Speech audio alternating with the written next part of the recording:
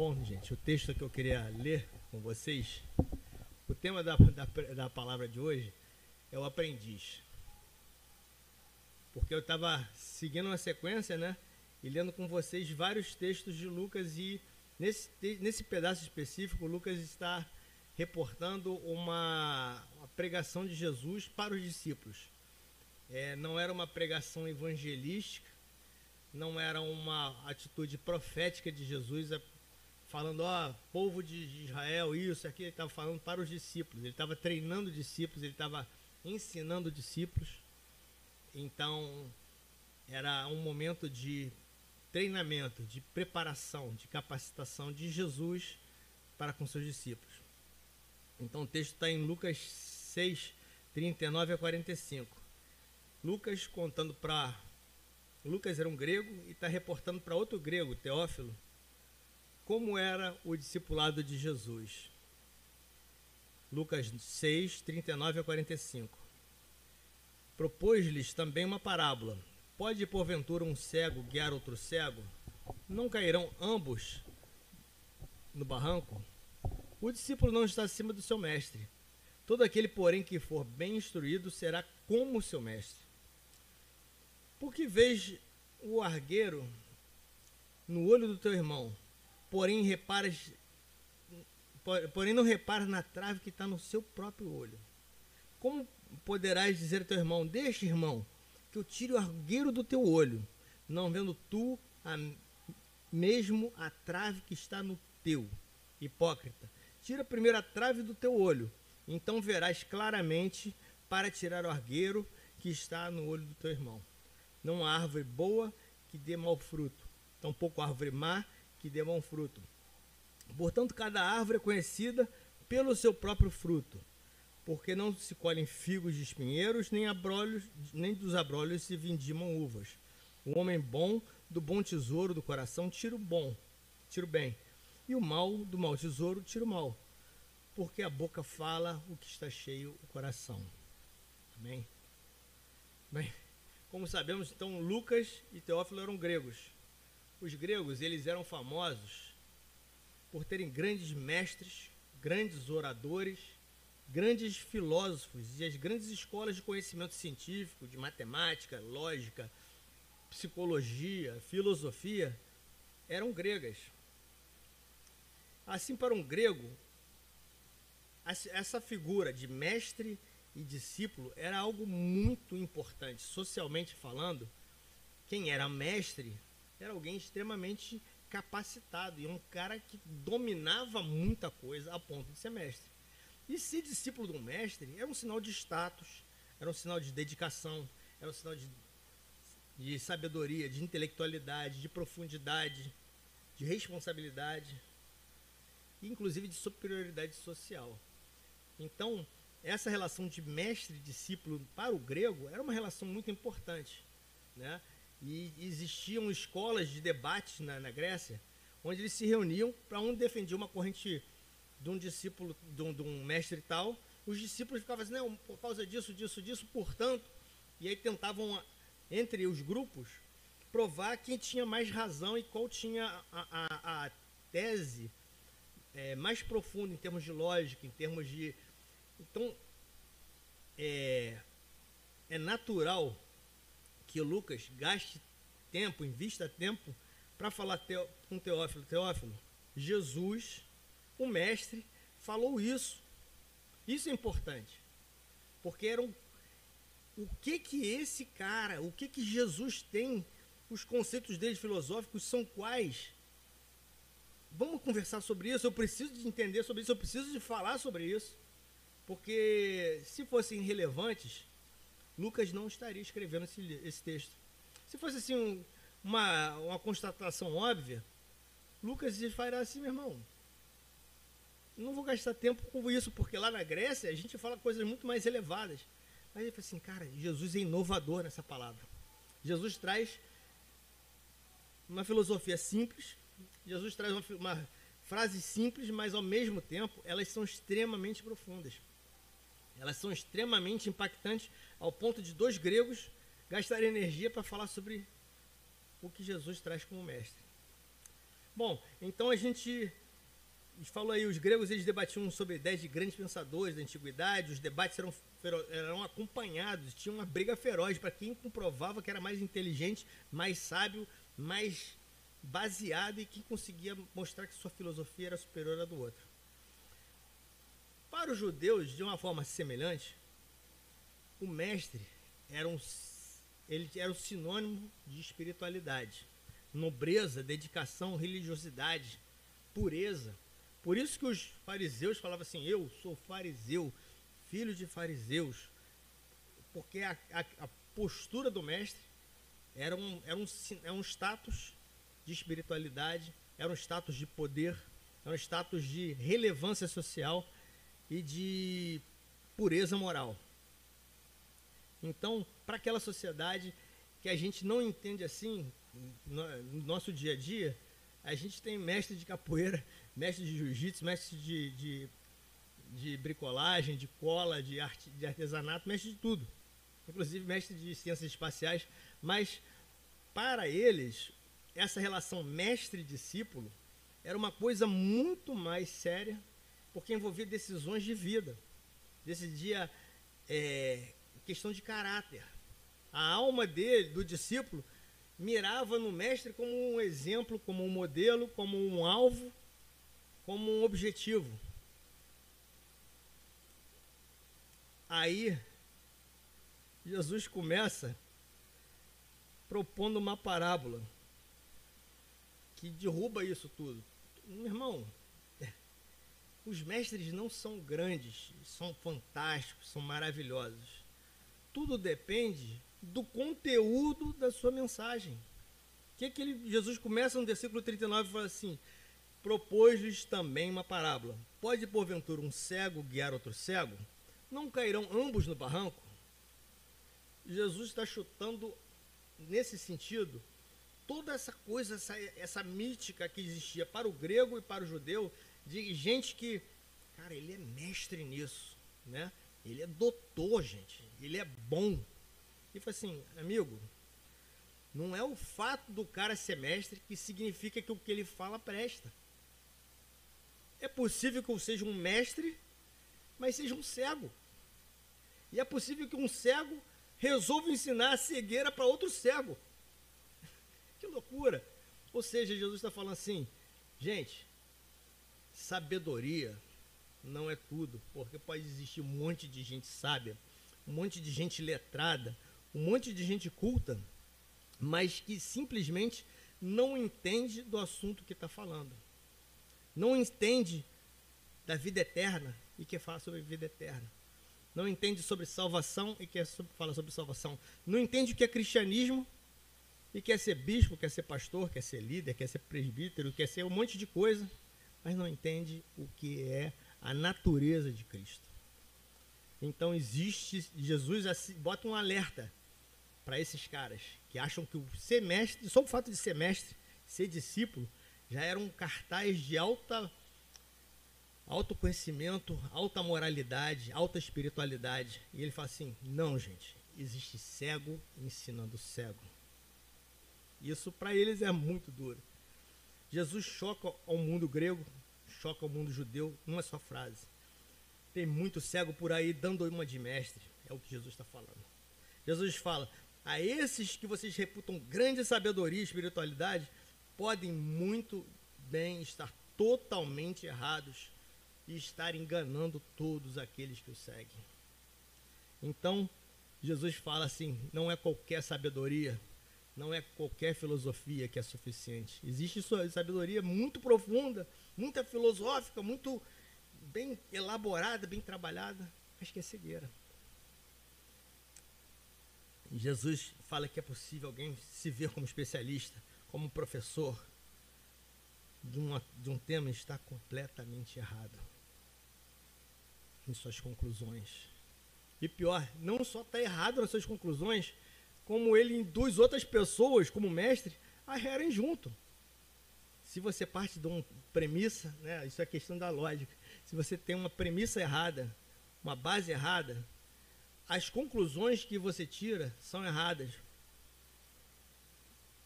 Por exemplo, se você fala assim, as nuvens são de algodão doce, presume-se que as gotas de chuva são doces.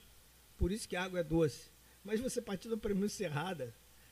O algodão doce não tem nada a ver com nuvem nem com água doce. Então você, tendo um princípio errado, você vai ter conclusões erradas. E Jesus está falando, gente, é possível que um cego guie outro cego. Ele está falando para a sociedade judaica que tinha os grandes mestres da lei, os fariseus, ditando normas e a religiosidade certa é assim, é assado. Ele fala assim, gente, é cego guiando outro cego. Ele está falando para os gregos, só a ciência, só a sabedoria funciona, que a lógica domina todas as coisas. Assim, tem gente cega falando sobre o que não conhece e ensinando gente a se perder, a cair. Ele fala que é possível que outros estejam tão perdidos que nem percebam que resolveram aprender com uma pessoa que não tem nada para ensinar. É um camarada que segue um líder espiritual que vive ranzinza, vive mal com os vizinhos, que vive dando calote. Então o camarada escolheu um mestre cego e você vai sofrendo a influência daquele camarada cego e você acaba sendo um cara ranzinza, sendo um cara mau. Fala, gente, o fim dessa gente é catastrófico. Ele pergunta assim, não cairão ambos no buraco? Então isso mostra que, para além de ser um mestre, ele tem que ter um conteúdo certo. Ele tem que ver, ele tem que conhecer de verdade. Ele não tem que ser um especialista de boca, ele tem que ser um especialista de prática. E aí, quando Jesus está falando isso, na verdade ele está falando assim, eu sei o que eu estou falando. Então, ao invés de seguir filósofo, ao invés de seguir rabino, siga a mim, porque eu não sou cego. E aí Jesus segue dizendo, o discípulo não está acima do seu mestre. Todo aquele, porém, que for bem instruído, será como o seu mestre. Então Jesus fala que o conhecimento, a espiritualidade do mestre é o topo, é o limite, é o teto, é o máximo de conhecimento que você pode chegar e obter daquela pessoa. O aprendiz só consegue chegar até onde o mestre consegue dar. Né? Ele não vai, se o mestre ensinou aritmética básica, 1 mais 1 é 2, o aprendiz não vai fazer da cabeça dele coisas elevadas da matemática integral, derivada, logaritmo, porque ele só sabe 1 mais 1 é 2. Então, o teto, o limite da sua evolução espiritual depende também do limite do mestre.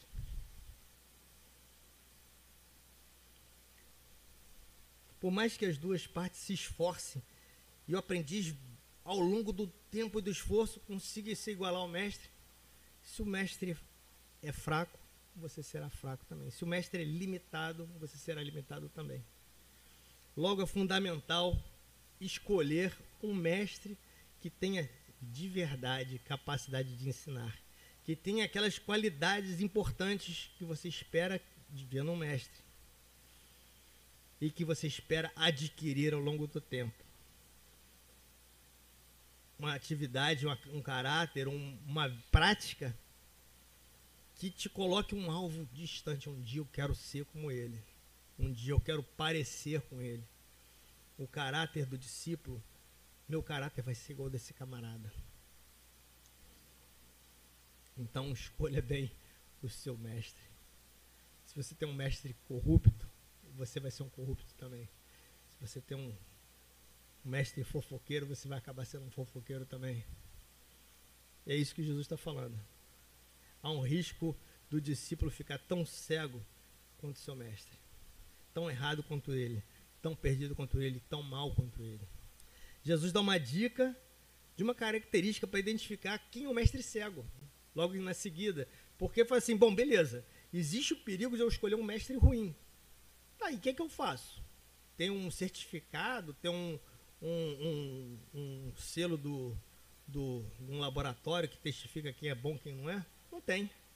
Então Jesus dá uma característica para você identificar quem é o mestre que não é cego e quem é cego. Versículo 41. Por que vês tu o argueiro no olho do teu irmão, porém não reparas na trave que está no próprio olho? Como poderás dizer a teu irmão, deixa, irmão, que eu tire o argueiro que está no seu olho, não vendo tu mesmo a trave que está no teu? Hipócrita, tira primeiro a trave que está no teu olho, então verás claramente para tirar o argueiro de quem está no olho do seu irmão. Um mestre cego não consegue ver seus próprios erros, gritantes, mas consegue ver defeito, um cisquinho, um grãozinho de erro na vida dos outros. Então, quando você vê uma pessoa que é capaz de identificar o teu erro, mas não é capaz de identificar o erro dela, não é capaz de se arrepender do próprio erro, é um mestre que não deve ser seguido. Então, Jesus já dá essa dica. Ó, escolhe um camarada que não está policiando os outros. O argueiro, gente, é uma palavra que a gente não usa todo dia, né? É uma partícula pequeniníssima, eu fui de um dicionário, porque a gente acaba falando porque a gente lê a Bíblia, mas é uma partícula pequenininha, um grânulo, é um cisco, é uma coisa tão pequena, tão sem importância, uma ninharia, uma pontinha, mas que cai no olho, e aquilo incomoda, e incomoda mesmo. Só que a trave, que a Bíblia fala aqui, é a viga que constrói uma casa. Sabe qual que é? Uma viga dessa assim, ó, do telhado, daqui, é uma peça de construção da casa. Ou seja, o camarada ele conseguiu ver aquele grãozinho que está no olho do Ricardo, mas ele não consegue ver uma viga que está no próprio olho, uma vida que está no próprio caráter, uma viga de injustiça que está. Isso não incomoda, é normal. Então Jesus fala assim: se tem gente que não se incomoda em ser mal, não incomoda em ser grosseiro, não se incomoda em ser fofoqueiro, não se incomoda em ser injusto, não se incomoda em ser corrupto, ele não tem condições de prescrever conserto para a vida de ninguém. Aonde o caibro, a viga, é ignorado, é negado, é invisibilizado, não incomoda, não, já para lá, você não vai ter nada de bom para dar. Jesus mostra que mestres cegos só querem corrigir os outros. Eles não querem se corrigir. Eles não se olham, não se cobram. O mestre cego é intolerante com os outros, mas é condescendente, se perdoa, passa pano consigo mesmo e com seus erros. Não é esse tipo de gente que a gente deve seguir. Não é que não devamos seguir, corrigir o irmão na fé, socorrer, aconselhar, apontar falhas. Isso não é o que Jesus está falando, você não pode fazer. Mas ele fala assim: primeiro tira a sua trave, tira o seu obstáculo, o seu desvio de caráter. Primeiro trata disso, que quando você olhar o desvio do outro, você vai ter muito mais misericórdia. Antes de você resolver consertar a vida dos outros, seja um exemplo de quem está buscando cura. É isso que Jesus está falando. Você não vai consertar tudo na sua vida de uma vez só. Mas se a pessoa enxerga que você está assim: cara, eu fui injusto com meu funcionário, eu vou pedir perdão para o meu funcionário. Mas você é o chefe, você não pode pedir perdão para o seu funcionário. E Jesus fala assim: não, o camarada que se autoexamina, identifica o seu erro e corrige, esse é um cara que pode te dar conselho. É um cara que não tem autossuficiente, que não tem como falar assim: não, eu estou errado. Esse camarada não é mestre para você. Por fim, Jesus orienta a escolher seu mestre em função do que ele é. Versículo 43 a 45. Não há árvore boa que dê mau fruto, nem tampouco árvore má que dê um bom fruto. Porquanto cada árvore é conhecida pelo seu próprio fruto. Porque não se colhem figos de espinheiro, nem abrolhos se vindimam de uvas. O homem bom, do bom tesouro do coração tira o bem, e o mal, Do mau tesouro, tira o mal. Porque a boca fala do que está cheio o coração. Se o candidato a líder, a mestre, a pastor, a presbítero, a bispo, a obreiro, missionário, seja lá o que você queira ser, padre, dá fruto de ódio, intolerância, julgamento, condenação, amigo, não é uma árvore boa. Não importa o título que ele tenha, não é uma árvore boa. Ele não serve de referência para você. Não deve ser imitado. Não deve ser o teto da sua espiritualidade. Eu quero ser igual a esse camarada. Mas esse cara é um fofoqueiro. Esse cara é um legalista. Esse cara, ele atira a primeira pedra, a segunda pedra, a terceira pedra. Não é gente que você deva se inspirar. Agora, se o fruto é bom, é porque a natureza dessa árvore é boa. Olhem o fruto. E eles revelam a natureza da pessoa. Muito mais do que o discurso dela. Muito mais do que vir no domingo e falar na sua igreja e tal. E fazer aquelas pregações com som, teclado fazendo fundo e emocionando. Olha o fruto. Olha o fruto daquele que se propõe a ser mestre. Olha o fruto. Não olha a vestimenta, não olha o terno, não olha a eloquência. Por favor, não olha a eloquência. A eloquência é muito confundida com sabedoria, o cara fala bem pra caramba. O cara tem um dicionário, ele prega, ele tem uma não é igual o Ricardo, ele prega bem. O camarada é eloquente, um cara que convence esquimó a comprar geladeira. Não é esse o critério. Escolha o seu mestre pelo exemplo, pelo fruto, pelo modelo que você quer ser. Reparem o discurso da pessoa, se tem ódio ou se tem doçura, se tem legalismo ou se propõe santificação, se tem crítica ou se tem amparo, se tem cura, se é generoso ou se é ganancioso. Se você vê um mestre ganancioso, crítico, legalista, fariseu, corre. É o que Jesus está falando. João 13, versículo 35 fala: nisso conhecerão todos que sois meus discípulos, se tiverdes amor uns pelos outros. Ou seja, quem olhar para o discípulo e ver amor, está vendo que reconhece que Jesus é o mestre, porque Jesus amou primeiro. Jesus te amou. Então, se existe um crachá para você procurar um mestre, é se ele parece com Jesus. Se ele parece com Jesus, é alguém que você deve dar atenção. É alguém que você deve se espelhar. É alguém que deve ser objeto de reflexão e de alvo, e de teto espiritual. Filipenses 3, versículo 17. Irmãos, isso aí o apóstolo fala para os discípulos dele: irmãos, sede imitadores meus e observai os que andam segundo um modelo que tendes em nós. Porque Paulo está falando para os filipenses: eu imito Jesus, então olha para mim, pode olhar para mim. Isso é muito bacana. Pode olhar para mim porque eu estou imitando Jesus. E todo mundo que anda comigo, a minha galera está todo mundo imitando Jesus. E esse é o modelo que você deve seguir.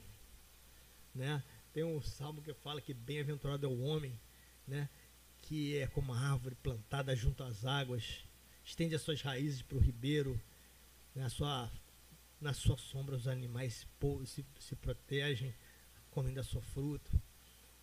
O filho de Deus, o homem de Deus, ele é como essa árvore, plantada e dá fruto. Então, se não dá fruto, olha bem a árvore que você está achando importante, que você está dando relevância. Olha o fruto. Concluindo, gente, eu não quero se estender muito. O que Jesus está falando é: você é o responsável pela escolha de quem é o seu mestre. Jesus não está tirando do candidato a discípulo a responsabilidade. Ele não pode falar assim: aquela síndrome da Gabriela, eu nasci assim, vou morrer assim, Gabriela, etc. Ele falou assim, cara, eu aprendi errado, eu sou sempre errado, infelizmente eu sou errado, mas eu faço o meu melhor. Não, Jesus falou assim, amigo, você não é criança, você é adulto. Você escolhe o que quer seguir. Então, se você fala assim, mas eu aprendi errado, amigão, o macete está aqui. Se você quer escolher outra coisa que não é evangelho, pode, mas as consequências vêm. Porque o guia do cego leva o cego a cair no abismo. Então você tem sim responsabilidade em escolher o que você ouve, em escolher o que te representa, em escolher o que você quer ser na vida. Como servo de Deus, mas eu sou muito bom em fofoca. Sinto muito, mas é a melhor característica. Eu sou muito bom nisso, mas eu sou, cara, eu acho que o evangelho é ganhar dinheiro, então eu vou ganhar muito dinheiro. Amigo, aí depois fala assim, esse camarada, ele não pode falar assim, eu errei, mas eu não sabia. Você sabia, porque Jesus falou, olha o fruto. Se o fruto é ruim, e você escolher, é porque você quer ser esse fruto. Você quer ser esse tipo de árvore. Então, ninguém pode alegar que aprendeu errado.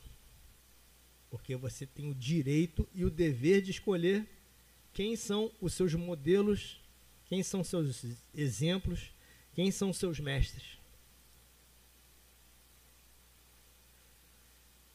Segundo ensino, fuja do mestre sem fruto, sem empatia, sem quebrantamento, legalista, com o dedo em riste.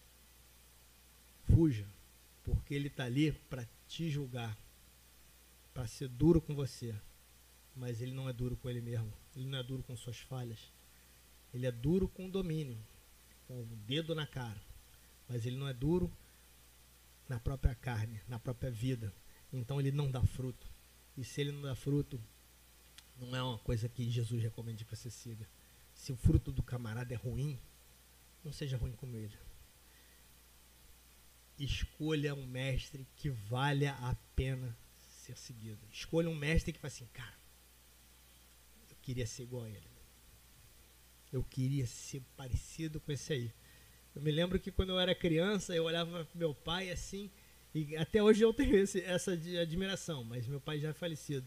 Mas meu pai, eu queria ser igual ao meu pai. É esse sentimento. Eu quero que você entenda isso, que quando você segue um mestre, é como o teu filho te olha e fala assim, eu queria ser igual ao meu pai, eu queria ser igual à minha mãe, eu queria ser honesto como ele, eu queria ser justo como ela, eu queria ser bom, queria ser generoso, porque eles são bons exemplos. Escolha um mestre que fale com empatia o que você precisa.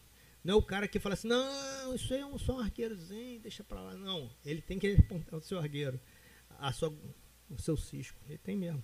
Ele tem que tirar, inclusive ele tem que te ajudar você a tirar o cisco do teu olho, de vez em quando. Mas ele tem que ter se tratado primeiro. Tá? Mas o mestre, quando ele mexer no teu argueiro, ele vai mexer com toda empatia, porque ele sabe como dói. Ele vai assim, irmão, me desculpa falar, mas nisso aqui você foi injusto. Ele vai no teu argueiro e ó, vai doer, dá um santinho. Mas ele está do teu lado, ele está te ajudando. Então escolha um cara com capacidade para tirar o argueiro do seu olho, sim. Jesus fala, seja uma árvore boa, porque um dia você será mestre. Escolha uma árvore parecida. Cara, esse fruto eu quero esse fruto.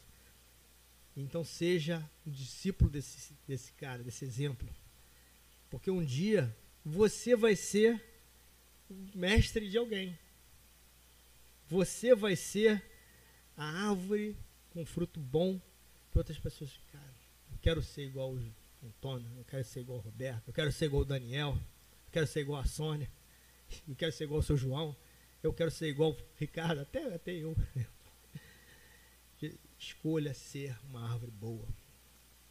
Porque um dia você vai ser, ou em tese, era para você ser uma árvore boa ao ponto de que você cresça e leve outras pessoas a crescerem com você e leve a ser referencial para os outros.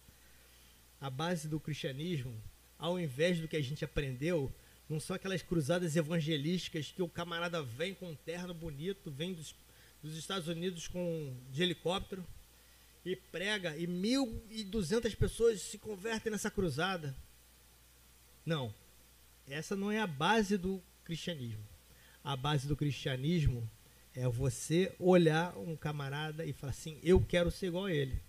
Porque foi isso que Jesus ensinou para os discípulos deles, que ensinou para os discípulos dele, que ensinou para os discípulos, e chegou aqui. Hoje estamos aqui porque alguém fez discipulado, e fez discipulado, repetiu discipulado, e alguém foi exemplo e outro foi exemplo. Então, o sentido dessa pregação e o sentido de uma igreja existir é que nós somos exemplo para gerações futuras.